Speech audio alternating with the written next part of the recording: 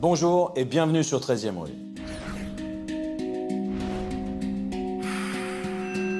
Tout l'été, nous allons vous raconter les destins hors du commun d'hommes et de femmes pour qui la réalité a dépassé la fiction. Ce sont des personnages au talent exceptionnel mais aux égos surdimensionnés et qui ont tous un jour basculé dans l'illégalité. Ce sont des criminels d'un nouveau genre. Des criminels 2.0.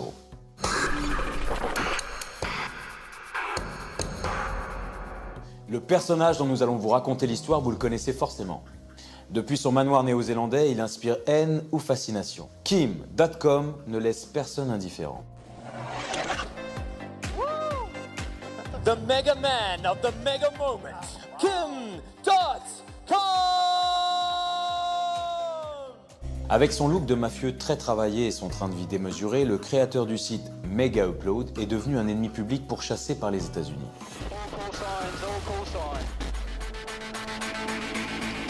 Génie du marketing et de l'autopromotion, Kim.com a su se fabriquer l'image d'un hacker de génie, doublé d'un entrepreneur visionnaire. Mais dans le documentaire exclusif qui va suivre, c'est une toute autre histoire qui se dévoile. En retournant sur les lieux qui ont jalonné son parcours, nous avons rencontré de très secrets hackers allemands qui l'ont côtoyé dans sa jeunesse, mais aussi un de ses plus fidèles bras droits dans Mega Upload. Tous nous racontent la transformation progressive de ce jeune pirate sans véritable talent en businessman prêt à toutes les magouilles pour s'enrichir. Kim Vester rules. Voici l'histoire du plus célèbre pirate du net, Kim.com. Voiture de luxe. Bimbo à gogo et luxueuse villa. Des années durant, la vie de Kim.com a semblé tout entière dédiée au plaisir et à l'extravagance.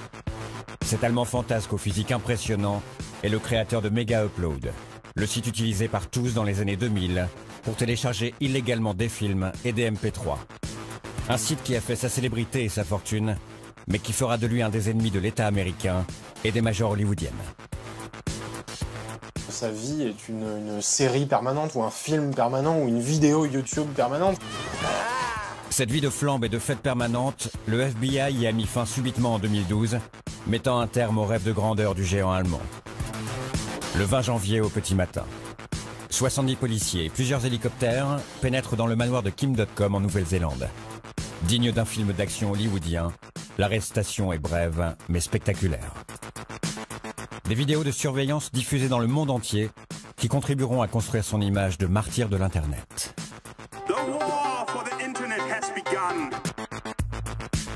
Depuis, Kim.com est un homme surveillé de près par la justice. Il n'a pas le droit de sortir du pays. Il est comme prisonnier sur son île du Pacifique. Il continue à être dans cette posture de défiance, de non-conformisme, etc. en disant « Regardez, je suis toujours le même, je n'ai pas changé et je vais me battre ». Raconter la vie de Kim.com, c'est révéler l'ascension inattendue d'un jeune pirate informatique parti de rien. Un hacker anonyme et sans talent, complexé par son physique, qui a profité des débuts de l'Internet dérégulé pour se construire une nouvelle identité kitsch et flamboyante. C'est un personnage qui joue avec son image. C'est quelqu'un qui s'est construit une image. D'abord, il s'appelle pas Kim.com. Son vrai nom, c'est Kim Schmidt. Il est allemand. C'est quelqu'un qui vient d'un milieu assez modeste, qui avait rien pour réussir. Pour mieux comprendre qui est vraiment Kim.com, nous sommes retournés sur les traces de son enfance dans une banlieue austère du nord de l'Allemagne. Nous avons aussi pénétré le milieu très fermé des hackers qui ont vu dans le Berlin des années 90 ce pirate lambda et peu doué se transformer en businessman du net, prêt à toutes les magouilles. Et nous avons aussi réussi à interviewer à distance un de ses plus fidèles collaborateurs, son discret bras droit dans la nébuleuse Mega Upload, Emmanuel Gadet. Avec cette communication en forme d'auto-célébration, Kim.com a construit un vrai écran de fumée. Difficile de démêler le vrai du faux dans son parcours semé de zones d'ombre. Entre frimes de nouveaux riches, petites arnaques et idées de génie, voici l'histoire incroyable du méga pirate Kim.com.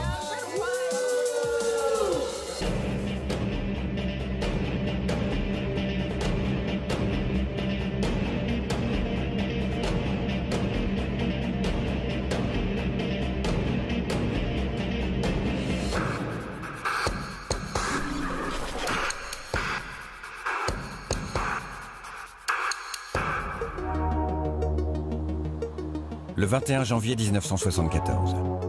Kim.com, de son vrai nom Kim Schmitz, voit le jour à Kiel, une petite ville portuaire du nord de l'Allemagne. Son père est marin et travaille tous les jours au port comme capitaine de paquebot. Sa mère, Anneli, est une cuisinière qui vient de Finlande. La famille Schmitz mène une existence modeste à Mettenhof, une banlieue sans âme de la périphérie de Kiel, faite de barres d'immeubles qui se ressemblent toutes.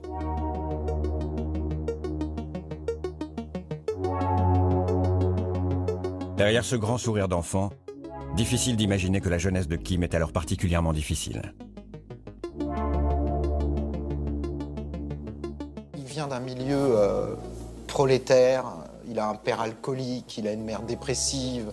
Ces gens n'ont pas d'argent, ils vivent dans une Allemagne en plus du Nord, triste, où il se passe rien. Alcoolique, Helmut Schmitz bat régulièrement sa femme et son fils. Sous ses coups répétés, Kim et sa mère finissent parfois à l'hôpital. Effrayée par les colères dangereuses de son mari, Anneli finit par fuir pour protéger Kim des accès de rage de son père.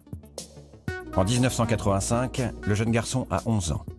Il a très vite grandi et fait maintenant plus de 2 mètres. Une taille hors norme. Trop grand, trop gros. Et subissant régulièrement les quolibets de ses camarades d'école, Kim devient un garçon introverti et renfermé.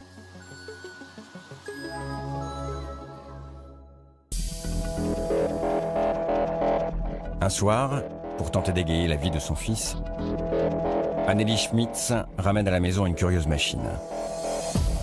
Un Commodore. Cette maman qui culpabilise de voir la vie triste de son gamin, qui marche pas bien à l'école, cette maman va faire des économies et va se saigner pour lui payer cette console, va lui payer cet ordinateur. Douglas Alves est un ancien hacker qui côtoiera Kim sur les réseaux quelques années plus tard. Il comprend bien la réaction du jeune Allemand face à cet ordinateur.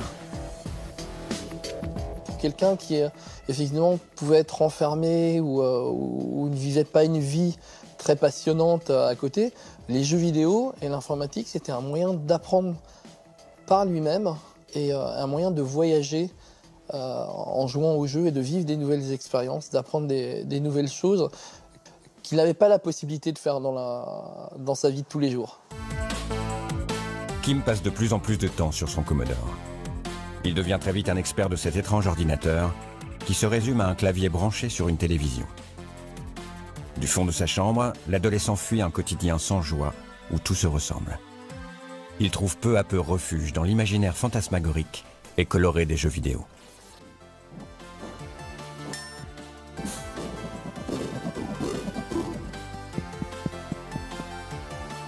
On peut se demander si lui-même, en tant qu'enfant obèse, et peut-être adolescent obèse, le complexe que ça a créé aussi a fait qu'il fallait qu'il trouve un espace où il gagne. Quelque part, cette machine va compenser tous les manques qu'il a dans son entourage familial. Et là, il va plonger dans un autre monde. Et en fait, il va, à partir de là, démarrer ce qui va être en fait sa vie, c'est-à-dire l'informatique, les ordinateurs. À 13 ans, en 1987, constamment plongé sur son Commodore, Kim découvre qu'il peut, grâce à sa machine, faire autre chose que jouer. Il commence progressivement à programmer et bidouiller des lignes de code informatique. À l'époque, quand on utilise une machine, on va avoir tendance à vraiment comprendre ce qu'il y a dans la machine. Quand on achète un Commodore 64, quand on achète n'importe quelle machine 8 bits de l'époque, on n'a pas d'OS graphique comme aujourd'hui avec des fenêtres, des dossiers, un bureau. On a un BASIC qui apparaît la plupart du temps. Un BASIC, c'est un langage de programmation universitaire. C'est une vraie invitation à la programmation. Des heures durant, Kim perfectionne sa maîtrise du code informatique. Même si sa machine est sommaire, il parvient à se connecter sur une sorte de version antique d'Internet qui utilise les lignes téléphoniques. On appelle ça les réseaux BBS. Il y découvre une communauté de passionnés dépassant largement les frontières de sa petite banlieue. Je veux dire, vous vivez à Kiel, vous êtes un nerd à une époque où la plupart des gens ne savent même pas ce que ce mot signifie. Et la communauté en ligne est faite pour vous, peu importe votre apparence. La découverte de la préversion d'Internet a été un grand soulagement pour lui, car il a pu se connecter avec d'autres personnes. Il n'avait plus besoin de sortir de chez lui. Il avait simplement besoin de son ordinateur.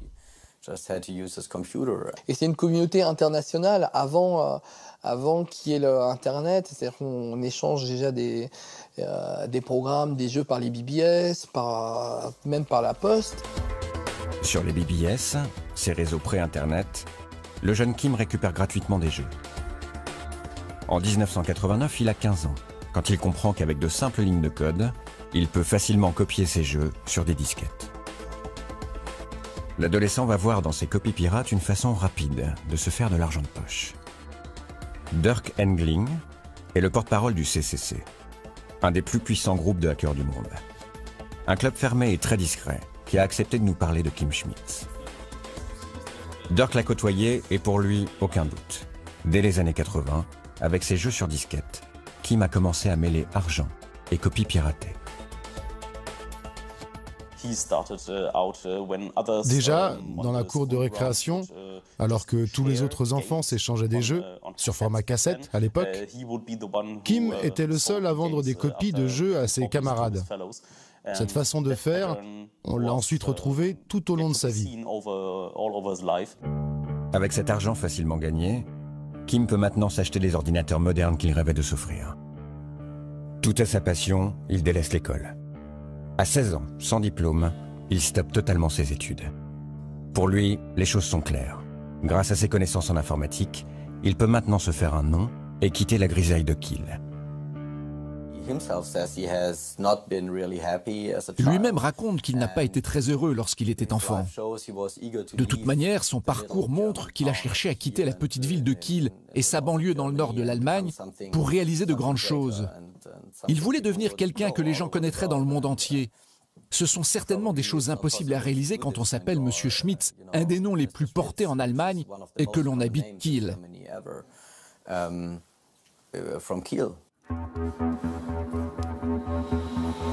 Kim Schmitz arrive à Berlin en 1990.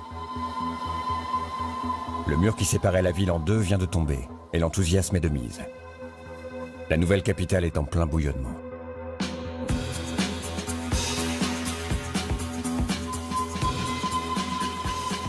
Il y a une effervescence incroyable, il y a une émulation.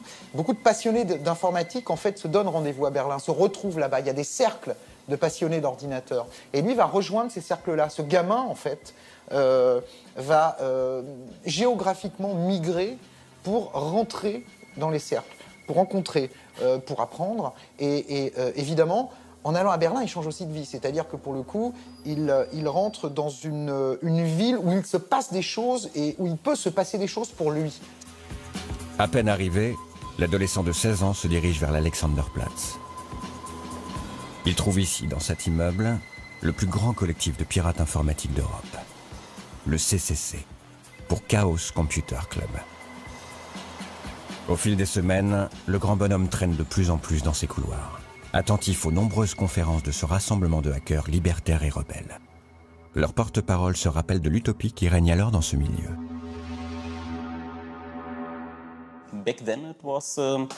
À l'époque, il s'agissait de passionnés qui se procuraient des ordinateurs et cherchaient à en comprendre le fonctionnement. Il y avait aussi des philosophes, des penseurs, qui avaient compris que les machines pouvaient rendre le monde meilleur. En somme, de doux dingues, des précurseurs, qui, comme souvent, sont les premiers à changer le monde.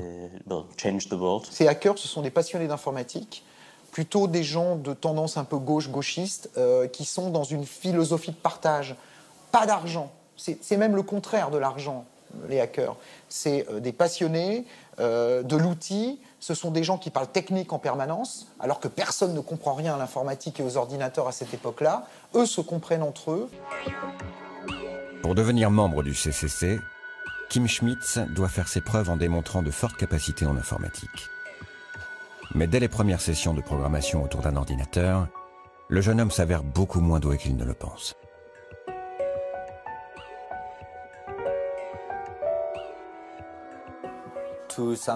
Pour ceux qui se considèrent comme étant des hackers, Kim Schmidt n'était rien de plus qu'un script kiddie. Un script kiddie étant quelqu'un qui vole ou bien utilise des méthodes de hacking que d'autres ont créées. Quelqu'un qui n'est pas capable de les inventer lui-même. Kim n'est pas forcément un très bon hacker et que par contre c'est quelqu'un qui est très malin pour utiliser les outils des autres, d'autres programmeurs, pour pouvoir les utiliser à son compte.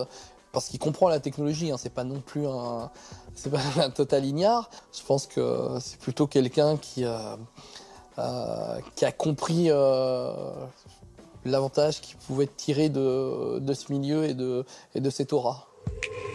À défaut d'être un cadre en informatique, Kim comprend vite tout le bénéfice qu'il va pouvoir tirer de cette bande de pirates.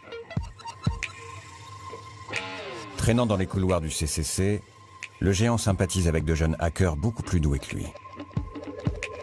C'est à cette période qu'il rencontre en ligne Emmanuel Gadec, un informaticien français. Des années plus tard, l'homme va devenir un des plus hauts dirigeants de Mega Upload aux côtés de Kim.com. Nous en faisons tous partie de ce milieu des hackers européens, fin des années 80, début des années 90. Donc, on se connaissait déjà en ligne, en fait. Kim était plutôt dans l'esbrouf un peu. Il n'était pas vraiment un hacker de talent à l'époque, même s'il essayait de l'être. Kim a un talent extraordinaire pour s'entourer de gens compétents et surtout pour les convaincre de travailler pour lui. C'est quelqu'un qui a une personnalité très particulière, qui sait attirer et manipuler, c'est pas vraiment le terme, mais disons faire que les gens le suivent, soient passionnés par ce qu'il fait et aient envie de le faire avec lui. Entouré de jeunes hackers, Kim se remémore les jeux vidéo qu'il vendait dans la cour de son école. Il entreprend alors de se lancer dans la revente d'autres données encore plus rentables. Son groupe, qu'il baptise Dope, parvient à voler sur les serveurs informatiques de compagnies américaines une liste de codes PBX. Des codes permettant d'utiliser gratuitement le téléphone qu'il revend ensuite au prix fort sur les réseaux pirates.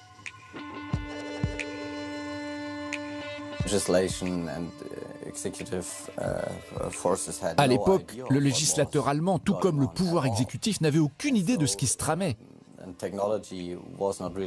La technologie n'étant pas aussi avancée qu'à l'heure actuelle, il était très facile de trouver des brèches dans les systèmes de sécurité et faire de l'argent en vendant des moyens de pirater les téléphones ou obtenir une ligne gratuite.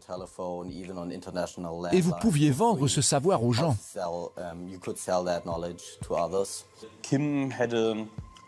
Kim n'avait pas vraiment une attitude de hacker, mais il pouvait voir s'il y avait de l'argent à faire avec nos activités.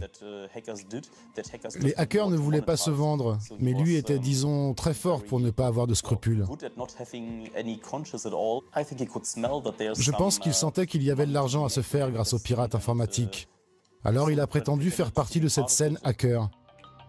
Grâce à ce commerce de codes téléphoniques, Kim se forge à seulement 18 ans une petite réputation dans l'underground berlinois. C'est à cette période qu'il change pour la première fois de nom. Il se fait maintenant appeler Kimble, un surnom inspiré du personnage principal d'une vieille série, Le Fugitif. Et ce garçon était gamin fasciné par une série américaine qui était diffusée en Allemagne, en France aussi d'ailleurs, qui s'appelait Le Fugitif, série des années 60, qui racontait l'histoire d'un personnage, Monsieur Kimble, Richard Kimble, qui était poursuivi pour un crime qu'il n'avait pas commis. Et lui, Schmidt, il va utiliser ce nom, Kimble, et s'en faire son premier pseudo. Il n'a que 20 ans. C'est-à-dire qu'il va se rebaptiser en fait du nom d'un héros sympathique, d'un héros qui est une victime d'un système. Et lui s'autoproclame Kimble, c'est-à-dire je suis un gentil. Et je suis en lutte contre les méchants. Et les méchants, c'est qui? C'est les gens beaucoup plus puissants que moi, beaucoup plus puissants que vous. Le 21 décembre 92, quand le magazine Forbes consacre un dossier au mouvement pirate, c'est Kimble que les journalistes choisissent comme porte-parole de cette nouvelle sorte de criminel. Prenez ce gamin de 19 ans qui se fait appeler Kimble. Installé en Allemagne, il est le leader de Dope, un groupe international de pirates informatiques. Kimble est aussi un des plus célèbres hackers de son pays. Dans la suite de l'article, Kim fanfaronne. et se vante d'être un petit génie de l'informatique. Il nargue même les autorités allemandes et se moque du retard des lois sur le piratage dans son pays. Kimball utilise un programme spécial de sa création et prétend pouvoir voler 6 codes PBX par jour. Il explique qu'il échappe aux poursuites judiciaires car les lois anti-piratage sont plus laxistes en Allemagne qu'aux États-Unis. Chaque code PBX est comme une porte ouverte pour moi, se vante-t-il, prétendant en avoir maintenant récupéré un total de 500. En quelques mois, le géant allemand amasse plus de 200 000 $ avec ses codes téléphoniques. L'ex-gamin pauvre de Kiel dépense tout son argent dans des ordinateurs. Il frime de plus en plus et achète en 1992 sa première voiture de luxe, une Mercedes. Kim, avide de sensations extrêmes, semble vouloir rattraper son adolescence triste et ennuyeuse. La musique à fond, il passe son temps à pousser son bolide à plus de 260 km/h sur les autoroutes allemandes, prenant des risques insensés. En 1994, son goût pour la vitesse va presque le tuer. Une nuit, il perd le contrôle de sa Mercedes et percute un arbre. Sa petite amie est gravement blessée, mais lui s'en sort miraculeusement avec un bras cassé. 20 ans plus tard, il reviendra sur cet accident dans une biographie qui lui est consacrée. Il y raconte avoir vécu une sorte d'épiphanie à son réveil à l'hôpital. Voilà ce que j'ai compris, là, dans mon lit d'hôpital. J'ai dit, mec, je vais vivre ma vie à fond. Je m'en fous de ce que les gens pensent. Je vais faire ce que je veux, ce que j'aime, parce que la vie est courte. Pour moi, l'argent est un outil pour vivre des expériences, plutôt que de s'accumuler à la banque. Pour moi, l'argent est fait pour être dépensé pour avoir une belle vie, parce qu'elle peut se terminer à n'importe quel moment. C'est vraiment là que tout mon style de vie a commencé. Mais avant même d'avoir le temps de vivre son rêve à fond, Kim Schmidt subit un deuxième coup dur. Ses déclarations dans la presse ont attiré les regards des autorités allemandes, et à la fin de l'année 94, la police fait une descente dans son appartement. 80 000 $ de matériel sont saisis, et le pirate est jeté en prison. Mais étonnamment, après 3 mois passés en détention provisoire, Kim n'écope que d'une peine de 2 ans de prison avec sursis. Il faut dire qu'à l'époque, la justice ne comprend rien à ce nouveau genre de méfaits numériques et laisse Kim Schmidt sortir libre du tribunal.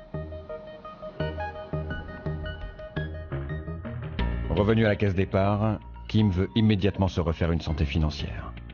Il va alors profiter du manque flagrant de sécurité qui règne sur les réseaux informatiques des grandes entreprises de l'époque. Au niveau des institutions et des grandes boîtes, au niveau protection informatique, c'est du n'importe quoi. Hein.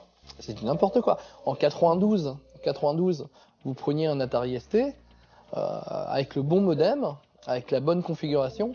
Il fallait souvent se le faire importer des États-Unis, avec un tutoriel vraiment à la con. Vous pouvez rentrer dans n'importe quelle banque et regarder le compte de n'importe qui hein, à l'époque. Hein. Profondément marqué par son séjour en prison, Kim Schmidt sait qu'il doit dorénavant recouvrir ses activités d'un vernis légal. Alors au lieu de pirater directement ses entreprises, il change de costume et décide de monter sa propre société, Data Protect.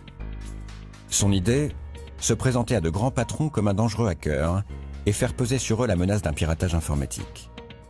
Une fois leur attention retenue, il vend ses services de protection, leur promettant de sécuriser leurs données confidentielles et d'empêcher toute intrusion numérique. Il appelait des grandes compagnies comme par exemple l'ancêtre de la Deutsche Telekom. Et il leur disait qu'elles avaient des failles dans leur système de sécurité. Ainsi, Kim décrochait des contrats et de l'argent. Il a toujours été ce genre de personne capable de convertir le savoir en argent. Difficile d'imaginer que de grandes sociétés puissent accepter de confier l'accès à leur réseau à un hacker notoire récemment sorti de prison. Et pourtant, le bluff fonctionne. La compagnie aérienne Lufthansa, l'opérateur téléphonique Vodafone, le constructeur automobile Daimler et même la bourse allemande acceptent le deal de Kim Schmidt. À l'époque, je pense que la plupart des directeurs d'entreprise n'étaient pas forcément sensibilisés à ce que c'était que la sécurité informatique. L'informatique faisait son entrée dans le système des entreprises et donc C'était assez facile, je pense, de se faire passer pour le sauveur. Des entreprises recrutent des hackers avec des compétences techniques assez poussées pour s'occuper de la sécurité informatique, parce que qui de mieux pour s'occuper de la sécurité informatique d'une structure que quelqu'un qui serait capable justement de mener ce type d'attaque. Maintenant, c'est un monde très développé, la sécurité informatique, mais à la fin des années 90, ça commençait tout juste. Et la société de Kim avait beaucoup de succès, puisqu'elle employait des hackers de talent qui avaient beaucoup de résultats. Donc ça lui a donné un succès initial. En devenant un homme d'affaires grâce au secret technologique des hackers, Kim Schmitz a trahi son milieu. C'en est trop pour les idéalistes du Chaos Computer Club. Un jour, lors d'une réunion du CCC, Kim tente de s'incruster pour recruter des nouveaux petits génies. Mais Dirk Engling et quelques collègues refusent de le laisser faire. Avec 2 autres personnes, nous l'avons fait sortir de force de la salle de conférence. Il était furieux. Kim est devenu persona non grata à nos événements. Ces communautés de hackers qui ont toujours été très attachées à leur légitimité, à être vus comme des gens vertueux qui améliorent le monde, etc. C'est-à-dire qu'à un moment, Kim.com, il n'y avait même pas le vernis politique, du partage, de quoi que ce soit. C'était juste qu'ils voulaient se faire de l'argent. Si le milieu hacker tourne le dos à Kim Schmitz, lui n'en a que faire. Il n'a plus besoin d'eux pour continuer à prospérer. Son nouveau défi, investir avant tout le monde dans une toute nouvelle technologie qui semble prometteuse. Internet. En 1997, il crée 2 startups. Monkey AG, qui mise tout sur une solution de paiement en ligne avec son téléphone mobile. Et Megacar, une société censée permettre de capter de l'Internet haut débit dans sa voiture.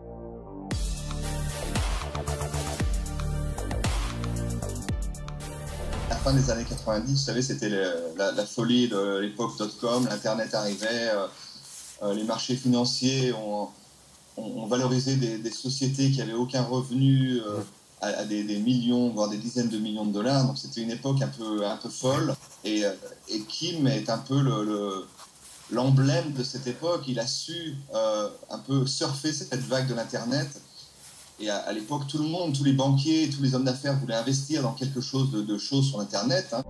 Pourtant, malgré ses talents de vendeur, Kim Schmitz ne parvient pas à faire décoller ses startups car la technologie n'est pas encore vraiment au point. Dans la presse à l'époque, il affiche des résultats financiers volontairement vagues et dévoile une fortune qui varie entre 100 et 200 millions d'euros au gré des interviews. C'est vrai qu'il y a beaucoup de flou parce que déjà à l'époque, vous savez, quand une société capitalise, les actionnaires deviennent très riches, mais c'est pas de la vraie richesse, c'est surtout de la richesse sur papier. Donc Kim a aussi eu beaucoup de richesses sur papier, c'est-à-dire des choses qui peuvent s'évaporer du jour au lendemain. Donc je ne sais même pas s'il serait possible de savoir vraiment ce qui s'est passé à cette époque. Ce qui est sûr, c'est qu'il a eu des sommes importantes d'argent, qu'il les a claquées, et qu'il s'est retrouvé en gros avec rien, et puis qu'il a tout remonté plusieurs fois d'ailleurs. L'Allemand veut sans cesse convaincre plus d'investisseurs. Alors pour masquer les mauvais résultats de ses startups, il met en place un véritable écran de fumée en misant sur son meilleur argument de vente, lui-même. Son but, se présenter comme un homme à succès à qui rien ne résiste. Pour cela, il va se créer l'image publique d'un personnage excessif, riche à millions et mégalo. Et effectivement, je pense que c'est le moment où il a réalisé que le meilleur atout marketing, c'était lui. C'est sa personne, c'est la façon dont il markete tout ça, la façon dont il se vend comme un personnage. Première étape, le look. Fini les costumes d'hommes d'affaires respectables. Kim Schmitz se fabrique une sorte de déguisement de méchant de BD. Dorénavant sur ses photos, il apparaît uniquement avec une veste, des pantalons et un t-shirt noir. Et ses lunettes de soleil sont en permanence vissées sur les yeux. L'homme a un physique détonnant. Il fait plus de 2 mètres et pèse 140 kilos. Alors le résultat est imparable, on ne remarque que lui. Il commence à avoir ce look avec ses longs vêtements noirs amples, ces espèces de petites lunettes fumées, qui renforcent là aussi ce côté un peu à la limite de la légalité, un peu mafieux, un peu gangster, mais gangster chic, gangster cool. Si Kim.com avait ressemblé à un petit bonhomme transparent, tout maigre et tout fin, je pense qu'il aurait moins intéressé les médias. Tandis que là, on a une espèce de bad boy, et franchement, il suffit de mettre sa photo, un bon titre, on a envie de le lire. Et ça a fait, je pense, aussi sa gloire, cette image qu'il a construite. Au même moment, Kim développe son site internet, Kimball.org.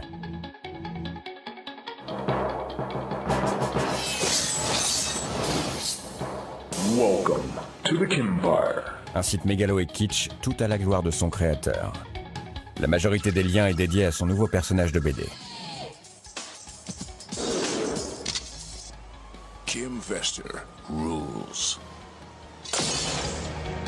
Kim met en ligne d'innombrables images de lui dans ses voyages autour du monde. Il se fait photographier devant des jets privés, des voitures de luxe, des hélicoptères. Mais rien de tout cela ne lui appartient. La plupart du temps, il ne fait que poser près d'avions qui ne sont pas à lui. Et même les bimbos avec qui il s'affiche sont le plus souvent rémunérés pour la photo. On voit ces photos de lui au volant de ses voitures avec les plaques d'immatriculation Mafia, God, etc. Donc, qui dénote quand même une mégalomanie dont il se cache à peine. Où on le voit dans un jacuzzi tout habillé, entouré de naïades, etc. Donc il y a quand même effectivement, je ne sais pas si c'est une volonté de revanche sur la vie, mais en tout cas, une volonté de montrer qu'il a du succès, qu'il réussit et qu'il est fier de ce succès-là et qu'il n'a aucun complexe par rapport à ça. La stratégie fonctionne. Kim Schmitz installe au fur et à mesure dans le paysage médiatique allemand son personnage riche à millions, au train de vie démesuré. Kimball.org proudly presents Kimball Goes Monaco. En 2000, il va encore plus loin et produit Kimball Goes Monaco. Un reportage de 30 minutes sur un week-end passé avec ses amis. Sur ces images, il se montre frimeur, posant devant une batterie de Ferrari flambant neuve, en roulant à toute blinde vers Monaco, la musique à fond.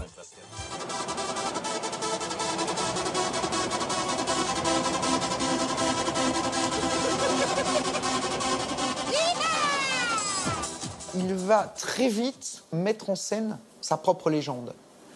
Construction du personnage qui devient bad boy, les belles filles, les grosses voitures, les copains, la flamme, les casinos. Il va se payer une équipe de production de télé qui va le suivre partout et il va faire filmer, il va produire lui-même des films sur lui-même en fait.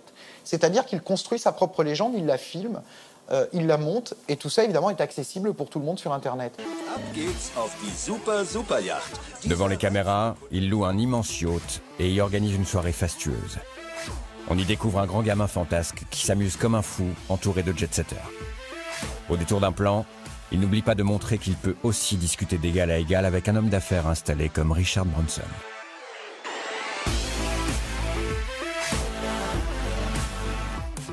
Il a réussi à se rendre célèbre et cette stratégie de se mettre en scène et de se montrer avec les grands de ce monde, entre guillemets, c'est aussi une façon de se protéger parce que quand on se montre avec des gens respectables, eh ben, on peut passer pour quelqu'un de respectable aussi.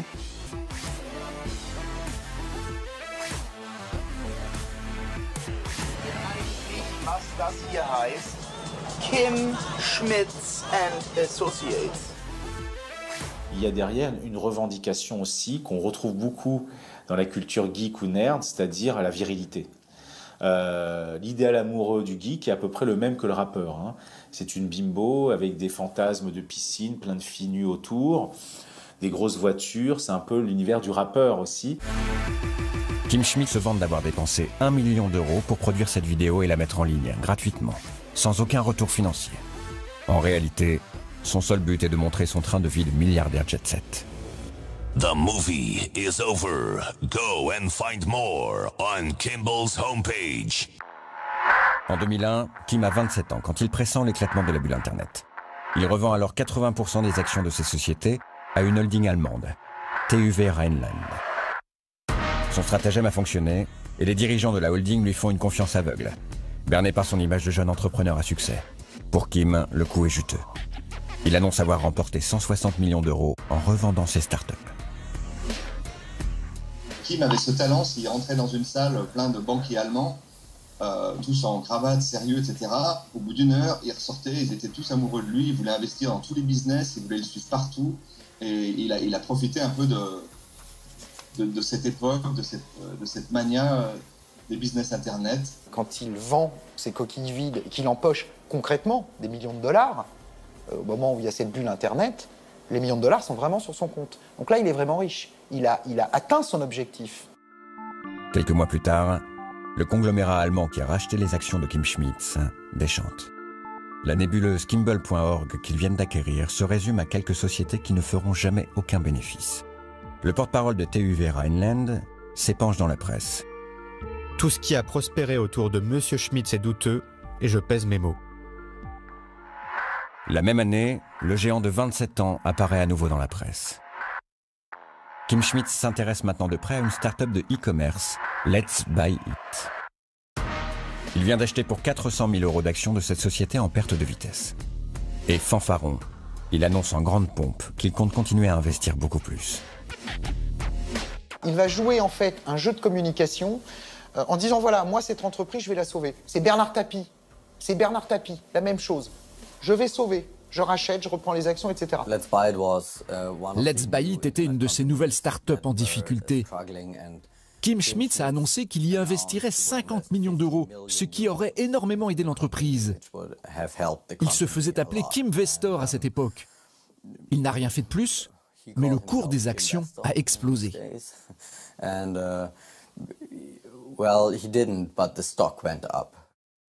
Les marchés boursiers réagissent très vite et les actions de Let's Buy It flambent immédiatement de 220%.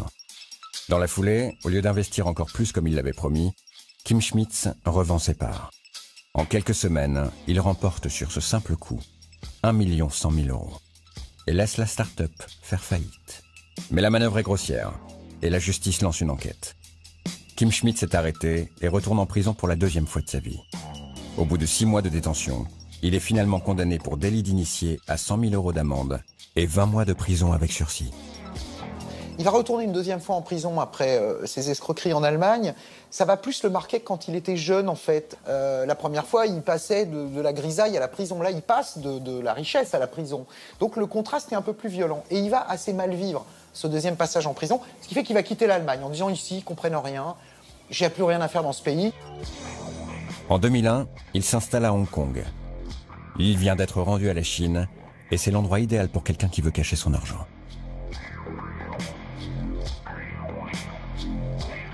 Hong Kong, à l'époque, ça restait une zone administrative spéciale et donc c'était extrêmement intéressant pour Kim.com de s'installer à Hong Kong pour pouvoir profiter un petit peu des avantages et de la discrétion offerte par cette région qui était sous le giron chinois mais pas vraiment. Donc voilà, il a profité un petit peu de tout ça. Depuis son paradis fiscal, Kim décide de mener la belle vie et dépense sans compter. Il semble désormais dépendant aux caméras et continue à se faire filmer dans des situations de plus en plus incongrues. Sur cette vidéo, il s'amuse à faire peur aux habitants locaux en leur criant dessus avec un mégaphone.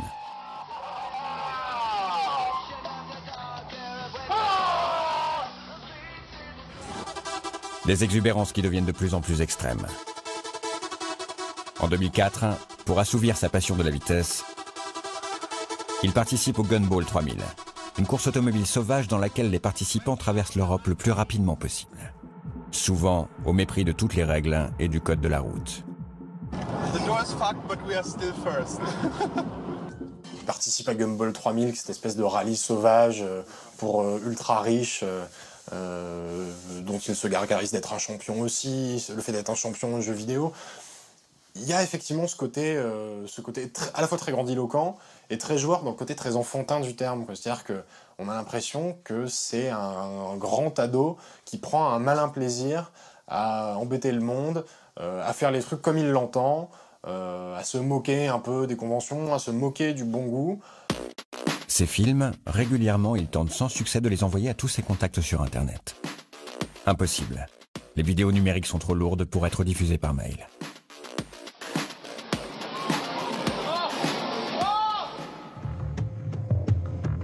Ces fichiers qui s'accumulent sur l'ordinateur de Kim vont lui donner une idée qui va changer sa vie. Son avocat Robert Amsterdam se rappelle encore de cette histoire.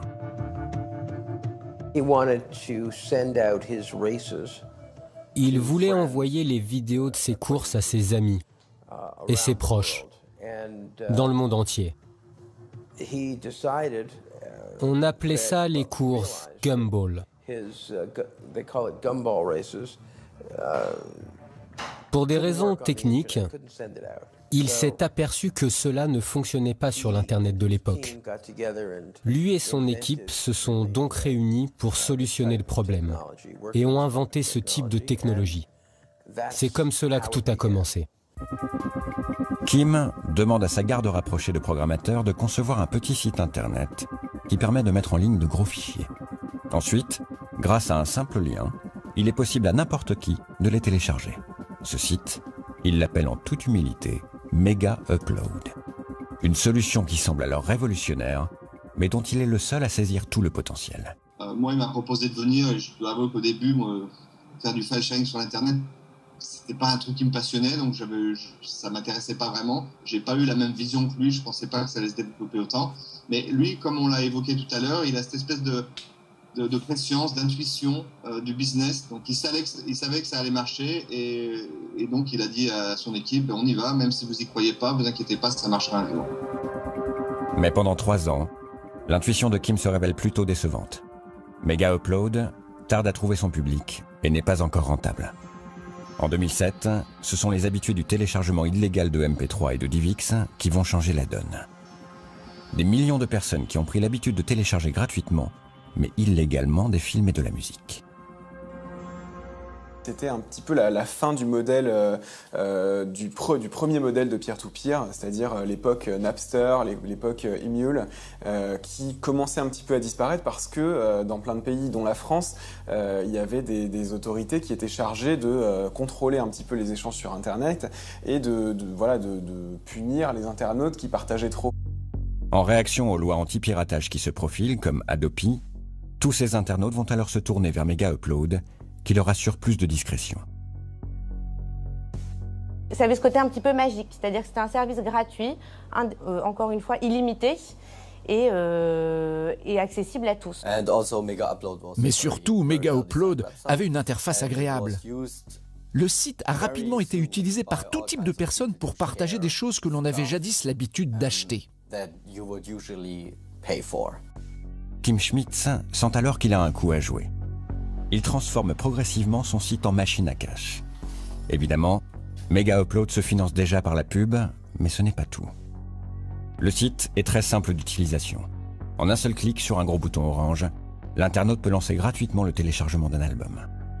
Mais pour démarrer plusieurs téléchargements plus rapides, il faut alors payer. La première clé de la rentabilité pour Kim.com, c'est de fournir un service payant, c'est-à-dire un service premium qui coûte quelques dizaines d'euros et qui permet aux internautes de télécharger beaucoup plus vite et de télécharger plusieurs fichiers chaque jour, plusieurs fichiers à la fois, etc. Donc ça, ce service premium, ça lui rapporte énormément parce que tous les internautes qui veulent profiter pleinement du service de Mega Upload sont obligés de payer. La simplicité de la formule fait un carton et les utilisateurs arrivent par millions. Il a rayonné depuis Hong Kong pour installer un petit peu des serveurs dans le monde entier et se retrouver avec un mastodonte du trafic Internet, puisque on dit qu'à une époque, selon les fournisseurs de transit, justement, les opérateurs d'Internet, on va dire, Kim.com pouvait représenter jusqu'à 4% du trafic international sur Internet, ce qui est absolument monstrueux. Les recettes de Mega Upload s'envolent, pourtant Kim Schmitz reste vague sur les revenus réels de son site. Emmanuel Gadet dirige alors pour lui le système de paiement de la galaxie Mega Upload. Aujourd'hui encore, il botte en touche quand on lui pose la question. Ce qui est sûr, c'est que Mega Upload rapportait beaucoup d'argent, parce qu'il y avait beaucoup d'utilisateurs. Donc quand vous avez des dizaines de millions d'utilisateurs, il y a forcément des dizaines de millions qui rentrent en revenus. Donc oui, effectivement, c'était un business qui avait énormément de succès et qui rapportait beaucoup d'argent. Mais pour vous dire si la somme est exacte ou pas, alors ça, moi, je ne suis pas un comptable. On estime qu'à cette période, les recettes de Mega Upload se chiffrent entre 40 et 50 millions d'euros par an. En 2010, Kim a 36 ans et sa mégalomanie atteint des sommets quand il change officiellement d'identité. Kim Schmitz se transforme en Kim.com. C'est quelque chose que des années avant qu'il le fasse, il en parlait déjà. Il voulait le nom de domaine Kim.com, il voulait que tout soit Kim quelque chose. .com, c'était la folie de l'Internet, donc voilà, c'est une sorte de caprice assez rigolo. Et il s'en amuse beaucoup d'ailleurs que maintenant tous les médias et tout le monde soient obligés de l'appeler Kim.com. C'est vraiment une idée géniale, car Kim.com est un nom compréhensible dans le monde entier. Tout le monde peut s'y référer. Il est alors facile d'en faire une marque. Kim.com, c'est quoi? C'est Kim, son prénom. .com, c'est .com, que tout le monde connaît. C'est-à-dire qu'il associe son identité à sa réussite, c'est-à-dire l'informatique. Et quelque part, il est Internet à lui tout seul. Il est le monde à lui tout seul. Le monde entier utilise .com et connaît en fait ce pseudo qui est génial. Et c'est ça qu'il veut dire. C'est moi, le petit bonhomme du nord de l'Allemagne, ce fils de rien, je suis le monde, je suis .com. C'est un personnage, ça n'est plus, ça n'est pas Kim Schmidt, c'est vraiment voilà, une sorte d'avatar, mais un avatar en fait qui aujourd'hui aurait complètement remplacé la personne réelle qui est Kim Schmidt. Ce personnage, Kim.com, tel l'incarnation d'un méchant de jeux vidéo, semble définitivement avoir pris le dessus sur l'ancien Kim Schmidt. À l'été 2010, il quitte Hong Kong et part s'installer en Nouvelle-Zélande. Il choisit une maison à la hauteur de son image et loue la plus chère demeure du pays. Marie-Alix Brucker est journaliste. Elle a rencontré Kim.com chez lui à l'occasion d'un reportage télévisé.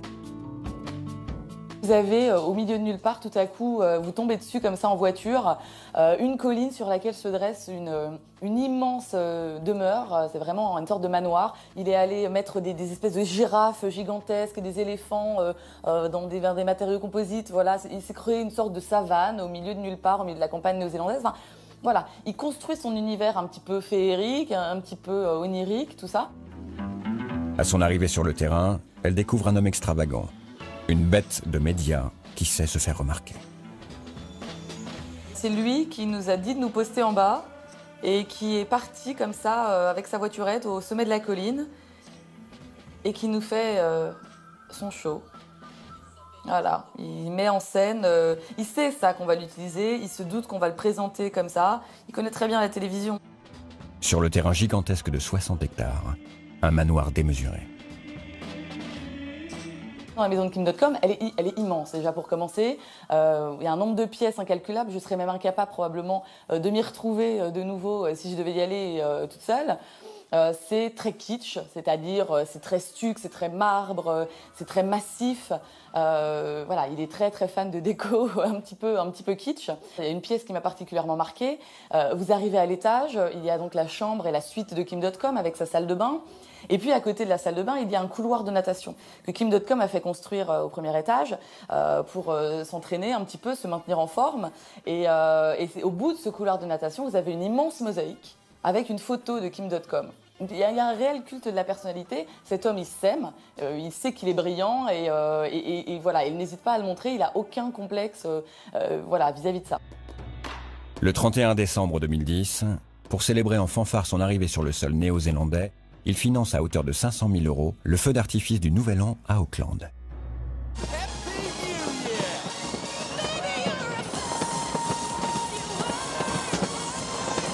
Des images offertes par un Kim.com conquérant à tous les habitants du pays.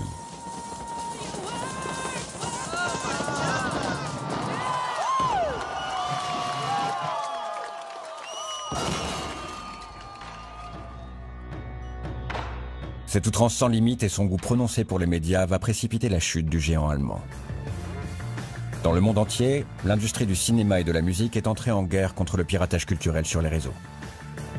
Même si Mega Upload est loin d'être le seul site utilisé pour le téléchargement illégal, la personnalité peu discrète de son patron va attirer tous les regards. Il faut savoir que Kim.com a quand même réussi l'exploit de se mettre toutes les maisons de production hollywoodiennes à dos. Il n'y en a pas une qui lui a donné raison. Ce sont les géants du cinéma, on parle de Warner Bros, de Paramount, qui ont décidé donc tous évidemment de l'assigner en justice parce qu'ils estiment collectivement qu'en gros depuis la création de Mega Upload, ils auraient perdu 500 millions de dollars de recettes. C'est absolument monstrueux. Clairement, Kim.com, c'était le personnage à abattre pour les autorités, puisque c'était celui qui s'exprimait le plus sur Internet, dans les médias, etc. Donc c'était la figure de proue du piratage, on va dire, tel que les États le détestent le plus. Donc évidemment, voilà, il fallait avoir la tête de Kim.com. Donc clairement, viser Kim.com, c'était une stratégie. Ça permettait ça permettait de viser la tête, entre guillemets, de l'empire du piratage et de faire tomber le reste sans coup férir quasiment. Bien décidées à protéger leur industrie culturelle, les autorités américaines veulent absolument fermer Mega Upload. Tout d'abord, elles tentent de s'attaquer aux finances de Kim.com. Sans succès. Sa fortune, en fait, il s'est très bien débrouillé pour qu'elle soit cachée. Ce sont des holdings qui appartiennent à des holdings, qui appartiennent à des holdings, qui appartiennent à ses associés, à sa femme. Donc tout son argent est en fait éparpillé de par le monde. Impossible non plus d'identifier précisément les serveurs informatiques utilisés par Mega Upload. Ils sont disséminés un peu partout dans le monde. Alors avec le soutien du gouvernement néo-zélandais, le FBI frappe un grand coup. Il porte plainte contre Kim.com et lance une opération coup de poing pour son arrestation.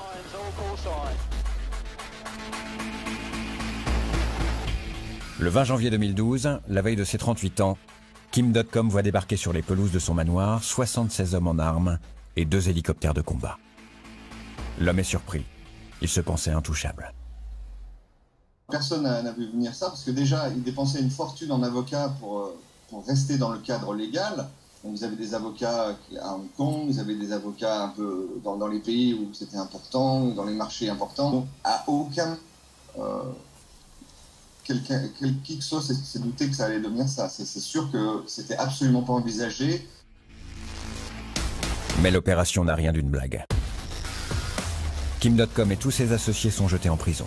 Ses comptes sont entièrement vidés. Ses nombreuses voitures de luxe sont saisies et Mega Upload est immédiatement fermé. Il y a eu un raid du FBI dans sa propriété où les mecs sont arrivés en armes et casqués presque pour saisir absolument tout, et on voit ces images de toutes ces voitures de luxe montées sur des véhicules de la fourrière néo-zélandaise. On évacuait comme ça tous les biens de ce cher Kim.com. Il a été effectivement arrêté comme un trafiquant de drogue international, mais ça montre aussi la détermination qu'avaient à ce moment-là les autorités américaines à le faire tomber. C'est-à-dire qu'il était devenu, pas un ennemi public numéro 1, mais en tout cas un suffisamment gros poisson pour qu'on mette en œuvre des moyens aussi conséquents pour l'arrêter. Une arrestation musclée qui va se retourner contre le FBI. Ces images vues dans le monde entier, c'est Kim.com lui-même qui va les rendre publiques, les utilisant comme pièce principale de sa stratégie de défense. En les diffusant, il se construit l'image d'une victime innocente et harcelée par les autorités. Son avocat Robert Amsterdam n'hésite pas à parler de complots fomentés par Hollywood contre son client. I think, in many ways, I call it the takedown of Kim.com. À mon sens, ce que j'appelle l'arrestation de Kim.com est une tentative de la part d'Hollywood de créer cette incarnation du diable. Nous avons des documents en notre possession qui prouvent que le terme « pirate » qu'Hollywood a tenté d'accoler à Kim et à son site était un qualificatif développé par les têtes pensantes des majors des années avant l'arrestation, pour justifier ce qu'il s'est passé le jour de son interpellation. Voyez-vous, il y a une grande différence entre les débats que nous avons tous les jours aux civils sur le téléchargement illégal et tenter d'inculper quelqu'un au criminel pour non-respect des droits d'auteur. Tout cela est fait pour faire apparaître Kim dans le costume du dangereux pirate. Si Hollywood avait voulu créer l'ennemi parfait, il aurait l'apparence et les activités de Kim, et je pense que tout cela est problématique. En février 2012, Kim.com est libéré sous caution. Assigné à résidence, il est comme prisonnier dans son manoir avec l'interdiction de se connecter à Internet. Au fil des mois, la défense utilise des irrégularités dans la procédure judiciaire pour assouplir la peine et retarder au maximum l'extradition de Kim.com aux États-Unis. Il peut dorénavant utiliser Internet et organiser son grand retour. En janvier 2013, il lance en grande pompe son nouveau site Mega, une version plus soft et légale de Mega Upload. Ce soir-là, on retrouve les recettes habituelles de l'allemand, avec feux d'artifice, musique techno et danseuse sur la scène. The mega man of the mega moment, multi-millionaire madman, Kim.com!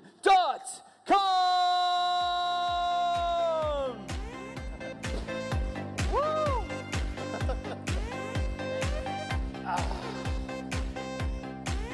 Wow! That's a lot of people. Mais l'homme semble avoir changé. Fini les extravagances d'adolescents. Kim.com se veut plus sage et politiquement engagé.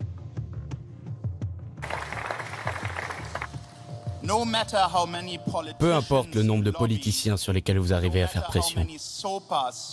Peu importe combien de traités SOPA votre argent permet de créer au Congrès. Vous n'arriverez jamais à prendre le contrôle de notre Internet.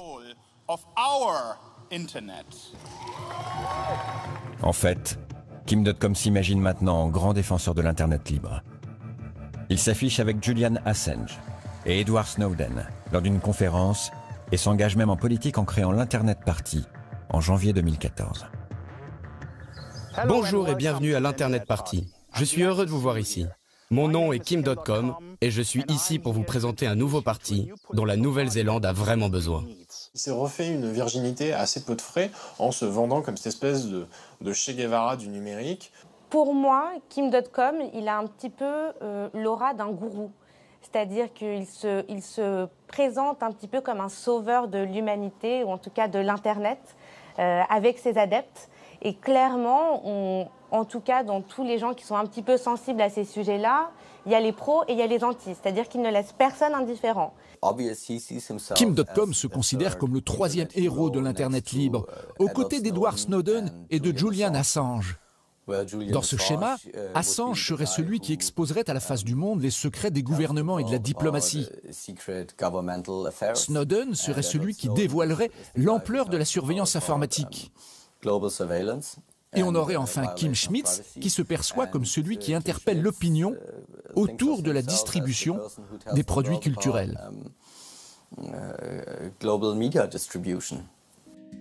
Un pari qui se révèle finalement perdant.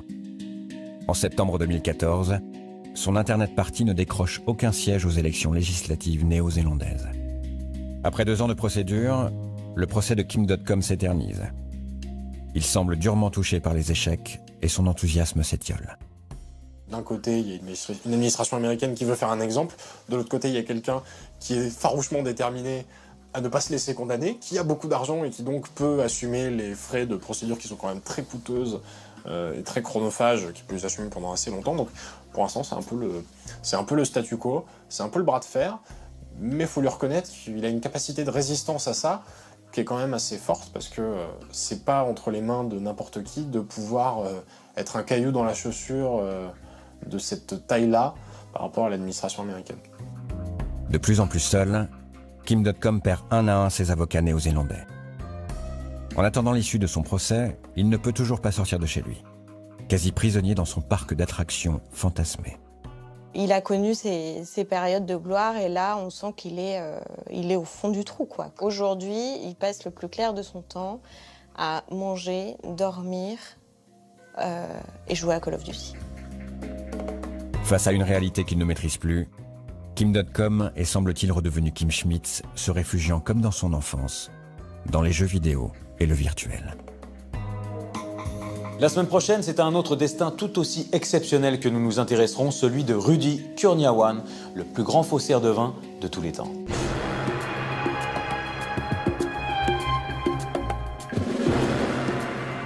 Rudy Kurniawan avait un vrai sens du détail et savait exactement recréer un vin rare. Il était un véritable génie. C'était un homme manipulateur pour lui permettre de vendre beaucoup de bouteilles extraordinaires. Les gens lui faisaient confiance grâce à cela. A bientôt dans Criminel 2.0 sur 13e rue.